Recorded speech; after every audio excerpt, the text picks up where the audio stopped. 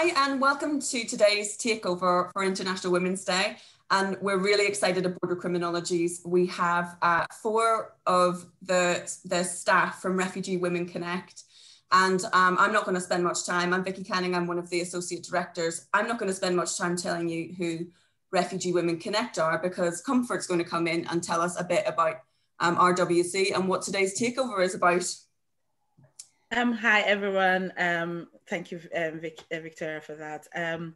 So Refugee Women Connect is a charity organization based in Liverpool that provides support for refugees, asylum-seeking women all across Merseyside.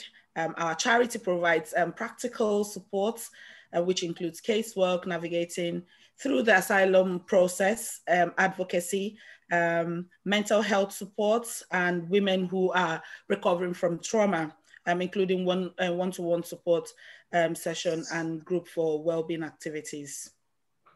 So I remember actually, as it turned out, that I used to do volunteering at Refugee Women Connect a decade ago, before it was even Refugee Women Connect. So it has come along. I mean, it's really developed a huge reputation, and it's got loads of women who are involved. What is it that's specific about women's experiences of the asylum system that you guys all work in supporting? Pip, you look like you're going to say something. Well, so specific to specific issues that women face in the asylum system. Well, I mean, the asylum system is like, oh God, I hate doing this. So we see a lot of like gendered disadvantage in the asylum system because of the structures and the way that it's designed. I mean, for a start, women can still be listed as dependents on their husband's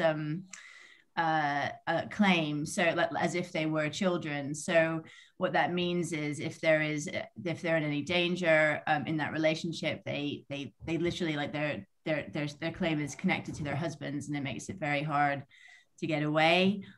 We also find that women suffer more in a crisis. So this is something that's like recognized across the world, that that during a crisis or during a crisis of forced displacement, women will tend to go, they will tend to eat last, they will tend to feed their children first, they tend to have less access to technology, less access to mobile phones, they're more likely to kind of bear the burden of caring responsibilities, which again means they would tend to put those caring responsibilities above their own needs.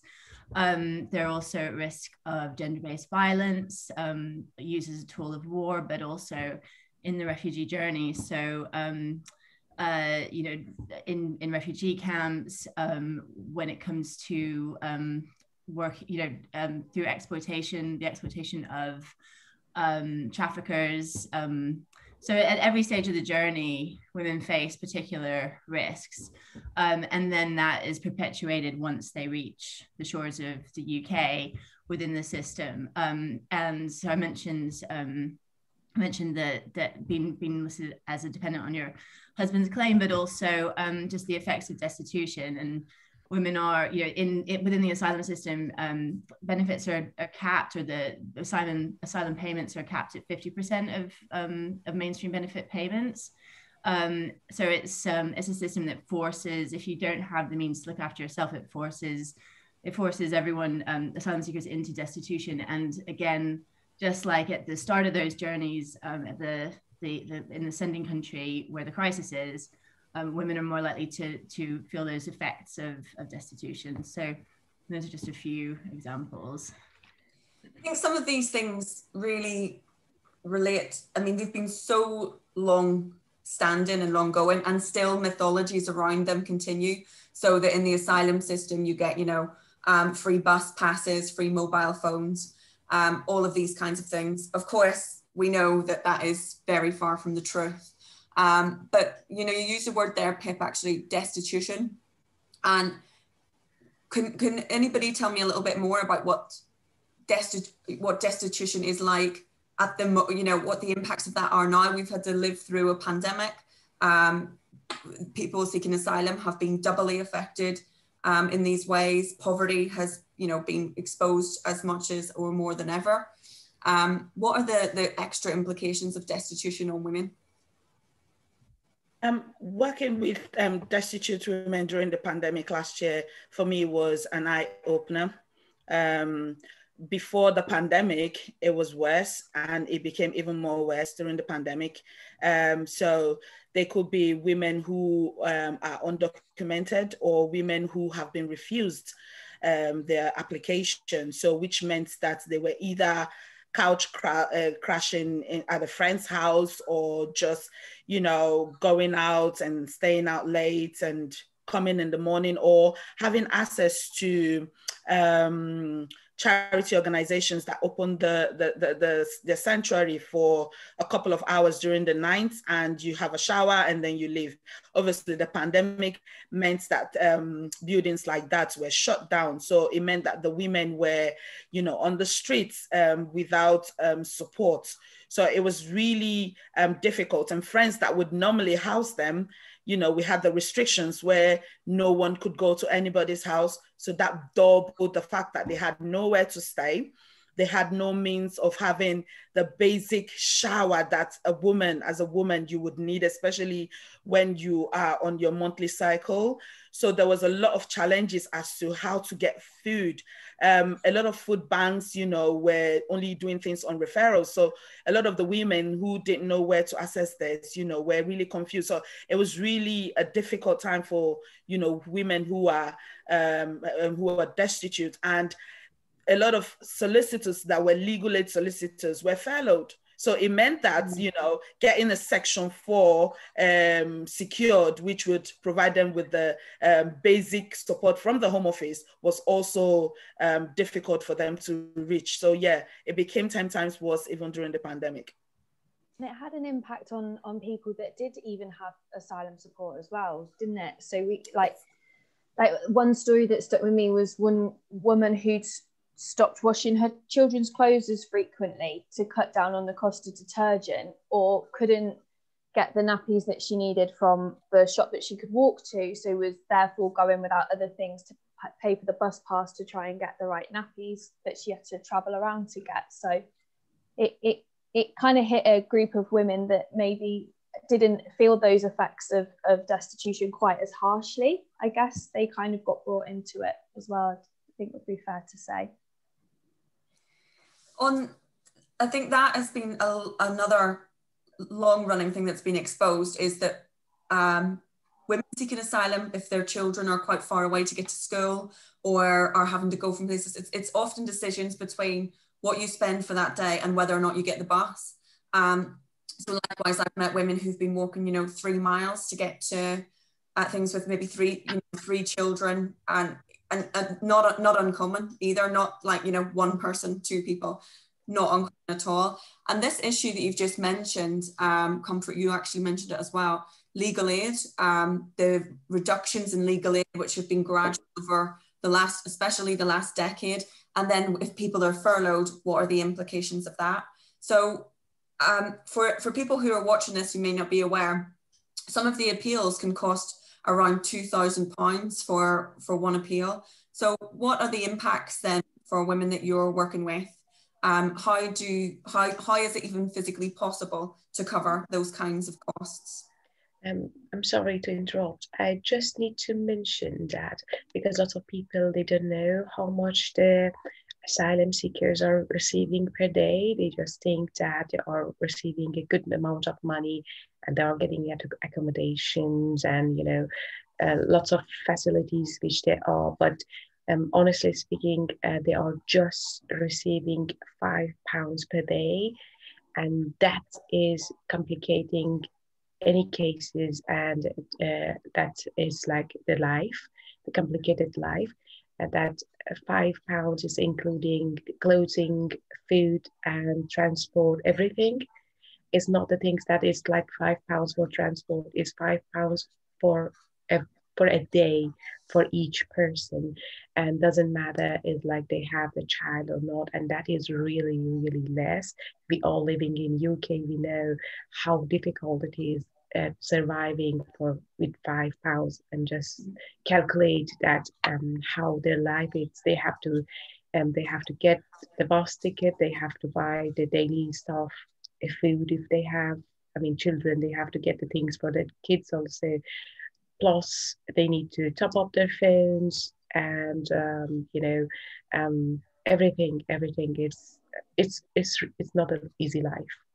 Yeah, and can I just add to that what Rihanna says, just this example of the bus ticket. I mean, if you imagine, this is something we see quite a lot. If you're, say, a pregnant woman with gestational diabetes, and you need to go to the hospital every week to have a checkup in your pregnancy, on that day that you need to take a bus to the hospital to get your checkup, that's going to cost you nearly £5 for a travel card. I don't know if that's what it is in Liverpool, but that's what it is in Birmingham.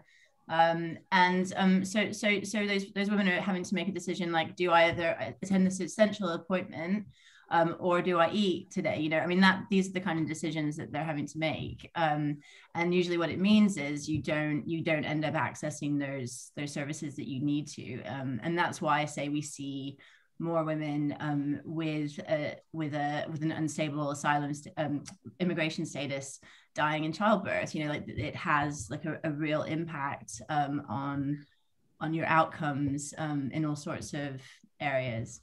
It got even harder as well during the pandemic because the buses stopped taking cash. Yes. And suddenly people's cards weren't contactless, and previously they'd go and get cash out. And so people were really restricted to the areas that they were in as well, or walking long distances. That was really hard. Yeah, I mean, I'll just say this for people who are knowledgeable as regards to refund. Somebody might question the fact that, but the NHS would refund travel expenses if you have to travel to the hospital. Well, I can tell you this from experience, that those forms are, one, long to fill. Two, we're working with women with either language barriers who are not able to fill those forms. Charity organizations like ours that run drop-ins across Merseyside, we could not do those drop-ins, so which meant that it was difficult to have face-to-face contact with these women to fill those forms in. So during the pandemic, there was no one refunding, no bus pass, no attaching bus pass to the NHS form and sending it back to get the claims back. And another thing, like my colleagues mentioned, is the Aspen card. If you're on Section 4, you can't even withdraw money. So even if the buses were taking cash, you had an Aspen card that only allows you to go to certain shops to go and buy food. And I got a call from a lady who said that the closest shop to her was about 2 miles, where she used to come down to our kind of drop-ins and the drop-ins of other charity organizations to get frequent bus passes. She couldn't attend, so it meant she had to walk. So there was also that barrier. And now this is, the risk there for me is, what would the women do? They would, some of them will be, will be abused based on it. They might get into relationships that are not convenient for them, but they just stay there just because that is the only way they could get around things. So there's a lot of risk factors that happen because somebody cannot leave their home because they don't have just a bus pass to go out. That's true. Rihanna, were you going to say something else there? And no, it's just regarding the same problems. We really have lots of women that are facing the same problem. Sometimes they are really physically not well, and they are not even able to attend hospitals, or they cannot. It's a cold weather. They cannot afford to buy clothes because they have to arrange that money for the daily usage, and the clothes is the only things which it's expensive. The shops are closed. They cannot go and do the online shopping because those kind of cards is not allowing them to buy the online shopping. The charities are closed. They are really, really tight, and their hand is tied to go and do anything. It's like they just need it. They are not those kind of people to go and buy a branded clothes. They just need a warm clothes. But for that simple things, which is a basic need, they are also not able to go and do that. unfortunately. Yeah. Exactly. And I think one of I mean, there's things here about, there's some of the obvious things which we can see just from, you know, listening to everyone, which is the impact in terms of, you know, pregnancy or health or, you know, well-being broadly, but really sometimes even, you know, life and death situations.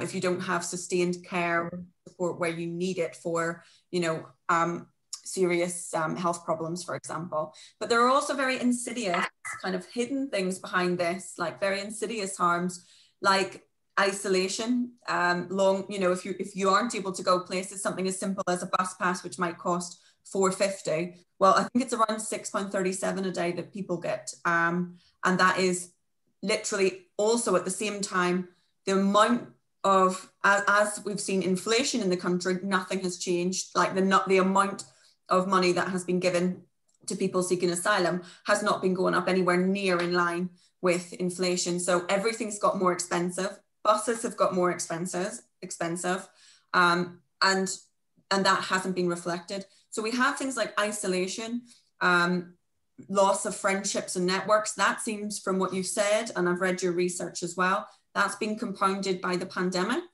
But Rihanna and Comfort, what you were saying as well about, you said, Rihanna, about not being able to shop online, for example. So this is a disenabling thing that goes completely unseen and probably isn't even recognized. As you've mentioned, things like Aspen cards, there's also social stigmas tied to this, isn't it? It's like you're not allowed to go anywhere, so it restrains where you can go. But likewise, it's like saying I'm an asylum seeker, and that's a term I dislike, you know, because it reduces from a person seeking asylum, which everyone has the right to do if you've been subjected to or in threat of persecution. So this again is almost like something that is not only a barrier to being able to get the bus, which relates to isolation, and isolation, you know, can lead to mental health problems. Probably none of us have experienced anything, or well, certainly in people who've been living in the UK would not have experienced as much of isolation as during the pandemic. So we know now the impacts of isolation on mental health much more broadly, even though people who've been seeking asylum and have been isolated have had to experience it for much longer periods of time. And yet all of these things are social decisions. All of these things are decided to put this on how we treat people who are seeking asylum. They can all be changed.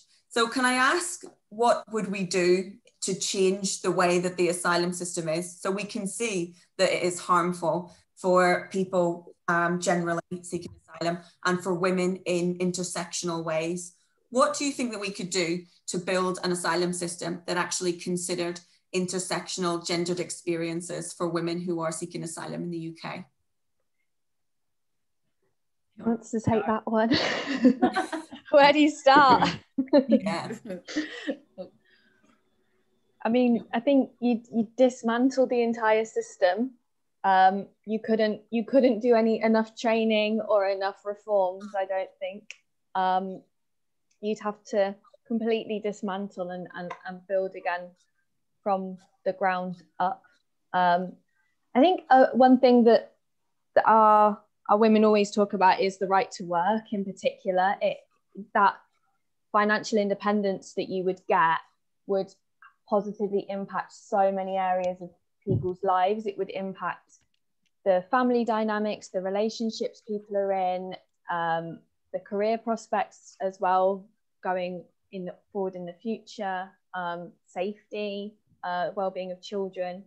So I think, I'll just say that's one thing that I think would need to be included, the right to work from the start, and without restriction as well, not from this small shortlist. It would need to be wide and open.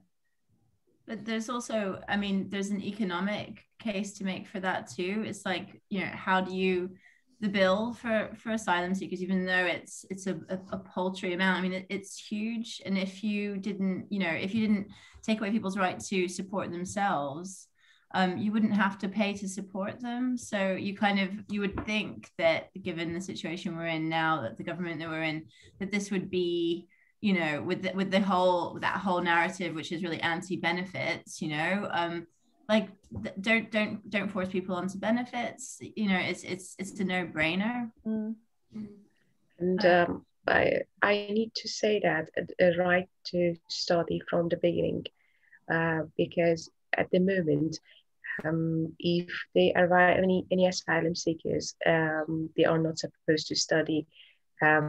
Once they are in UK, they have to wait for 6 months, and then after 6 months they can enroll and they can go and learn the English. We have lots of women, they have the language barrier. I mean, it should, according to me, this law should be a big change, or they have to start it from the allowing them to study from a day first, because they will be more dependent on themselves rather than the others. And you know, during the pandemic, and we have lots of women, they cannot communicate and they cannot do their own need because of this language barrier. If they know how to fill up the form, how to ask the things, how to Google search the things for themselves and the children's, lots of the problem will get solved. And 6 months is a big time. They can at least learn a basic English to do their daily needs. It's unfair system to stopping them avoiding them to go and study for just what is the right. Comfort, do you have any thoughts? Yeah, I mean, it's everything that Alice and Rihanna has said. I would just say that information is key for every woman out there who would be able to utilize whatever tool that is given to her, needs information. So for me, information is really key. It's information as to how to access whether job opportunities, education, hand trade, whatever it is, because women are powerful beings and very, we can multitask. We have the energy, we have the strength. And one thing is, when we don't use that qualities and those abilities that we have into use, it throws us off completely. And what we don't want are women who are so powerful and talented and intelligent, not having the right information to put all the skills and everything that they've got inside of them to use. One thing I see on a day-to-day basis, and as someone who sought asylum as myself and gone through the journey, and Rihanna would, also agree with me, is my confidence level has really grown given the opportunity to work. And, now that I know that I can work, I don't have to be in a relationship that I don't want to, which was one of the things that I had to go through. I can fend for myself and my children. That has boosted my confidence. This was not me when I was seeking asylum. My head was constantly low. So given the right to work and information on how to go about getting jobs and education and everything would make a woman strive. They will not just be, oh, here you go, another refugee. No, there will be women like Rihanna, like myself, who are here, having the privilege to work for these women and do bring the change that, in our own little way that we can bring. So definitely, let's, if anything can change, give women the chance to work. I agree. And I also think everything that all of you have said there is, just to start with the word dismantle, we have to kind of accept that there is racism inherent to this system, that others people, all of these minor, they look minor, they're all built in. Things aren't built into systems accidentally. Things are built into systems when systems are being built. So they have to be part of a building plan. Like anything we build, they have to be part of a plan. Some sat down and thought this is a good idea. From immigration detention to not being allowed to work, all of these things reduce autonomy. They impact on mental health, well-being, families, comfort, as you've just said, force and dependency. All of these kinds of things that are completely avoidable.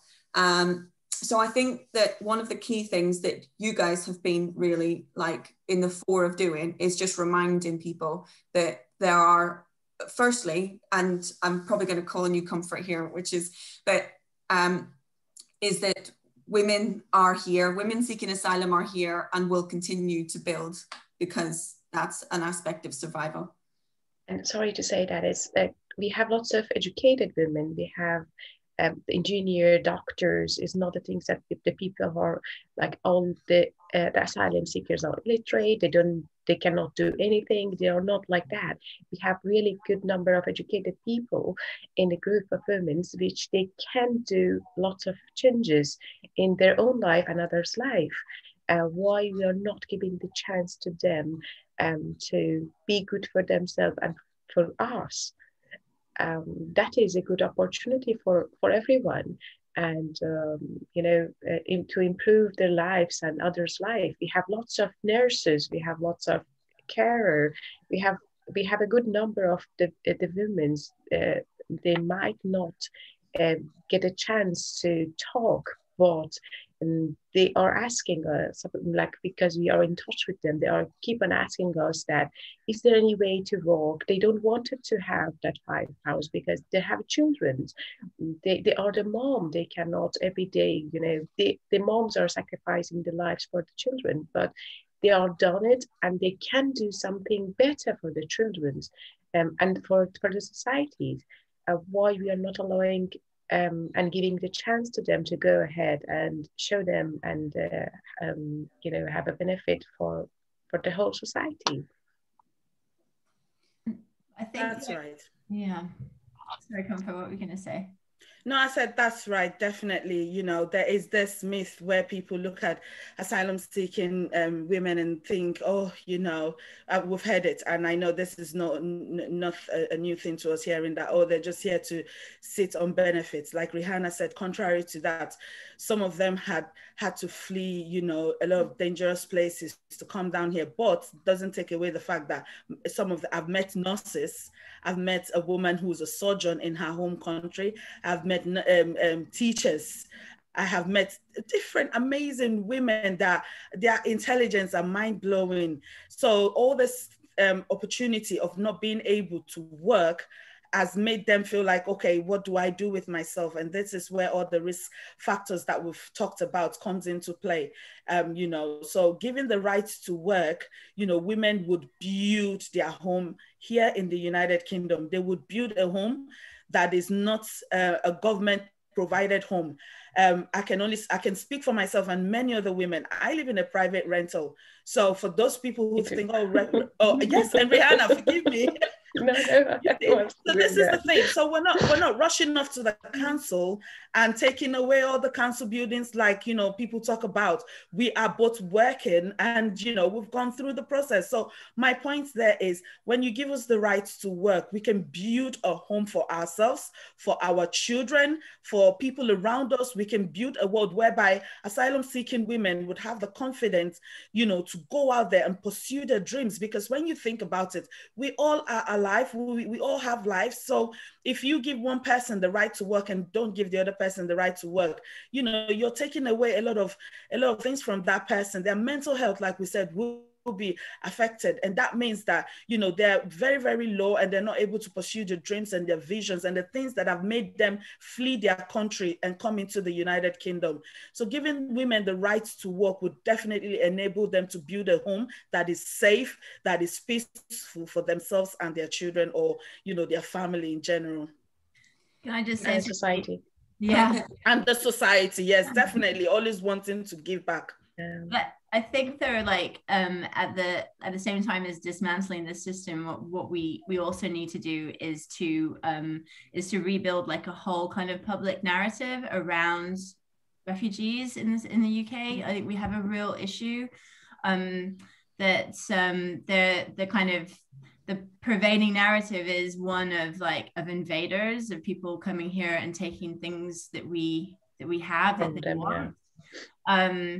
And I think that the kind of the reason we have this asylum system that's really based on punishment is because it's sort of responding to a lot of that public narrative that you see in the media we need to rebuild that narrative. And I think we need, and the way that we can do that is by, you know, if you have like women, asylum seekers, women refugees working, contributing to society, represented in government, represented in the, you know, it's like that is how you when you sort of couch that story in like what you can give to the country, like why. And this is an issue across the country, isn't it? It's like we've closed ourselves down a lot recently, like with Brexit.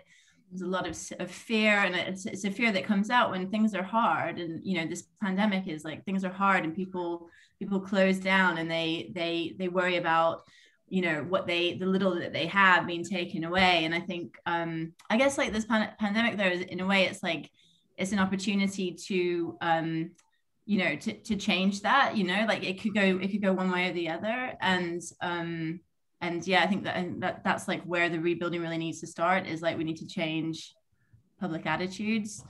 And that's kind of what we're trying to do, I think, in our advocacy work, is really sort of you know, facilitate the development of like refugee women, you know, their voices, their skills, and like their leadership, and ultimately, you know, to me, like you know, it shouldn't be me doing this job. It should be, you know, it should be comfort, really. Oh, no.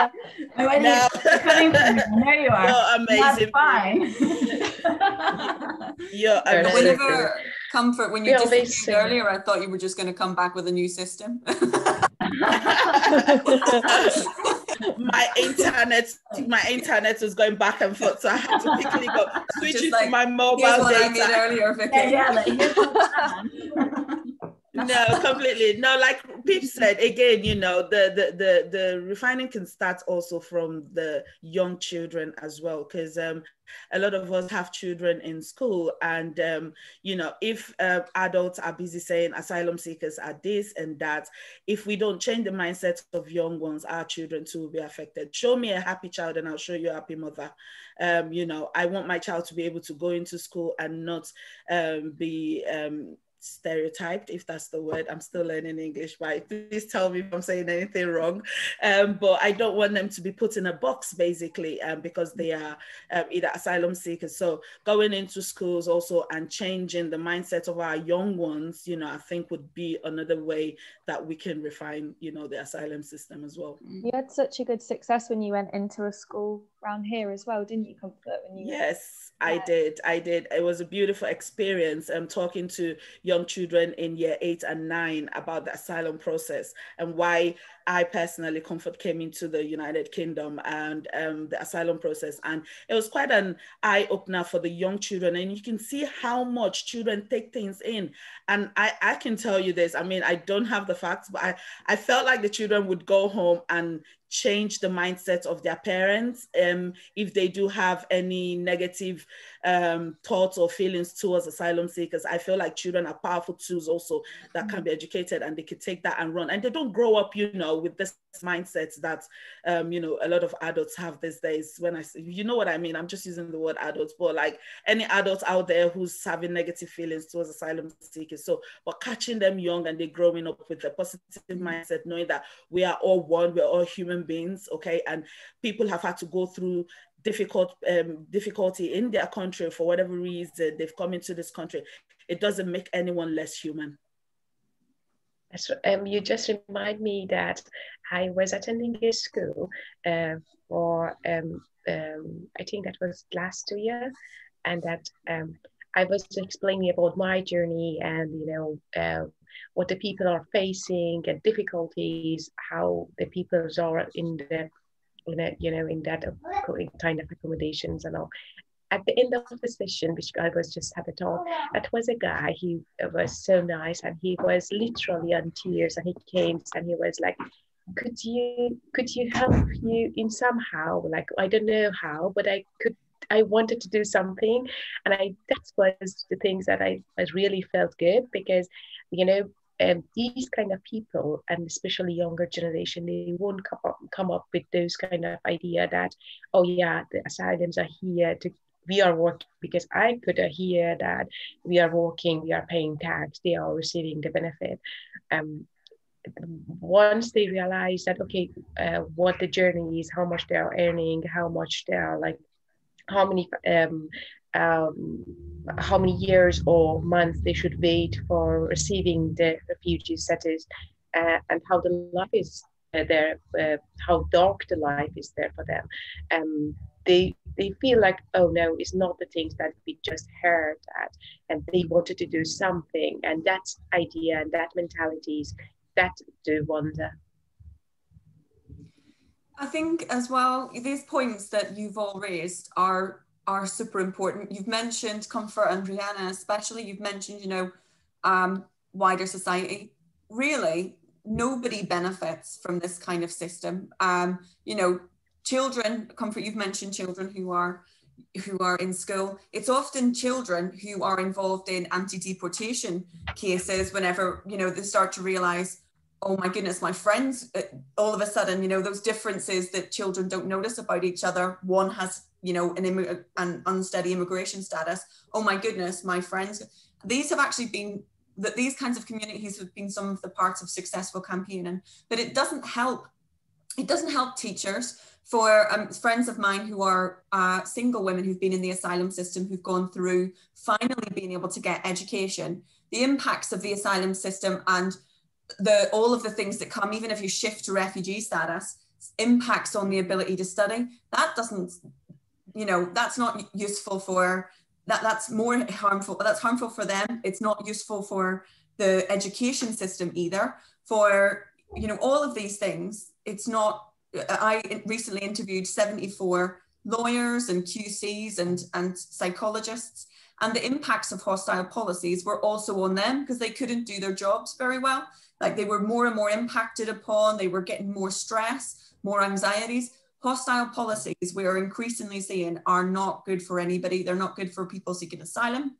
They are not good for migrants generally, and they're not good for any of the host countries or populations who are embedding them. And I think that the ways that you've outlined today, how these could be changed, I think thinking about what the specifics are about women, and from hearing from Rihanna and Comfort, what that's been like for you guys. I think this is a huge eye opener, and from Pip and Alice, who've been outlining all of the stuff that you've done for in developing Refugee Women Connect from those early days, like a decade ago now, seems, as Rihanna said at the start, starting to count in years. Well, it's 2 decades if you include the 1 year of the pandemic. So if, unless anybody has anything else to say, I'll stop the recording. Does anybody have anything else they want to put in? Thank you so much. Thanks. Thank you. Thank you. And Rihanna, thank you guys so much. And I'm not going to press stop on, I'm not going to end the call, but I'm going to stop recording for everybody who's watching. And massive thank you all from Border Criminologies for International Women's Day takeover. It's been absolutely amazing to hear so much from you. So I'm going to press stop now, and thank you all so much. Thank you. Thank you.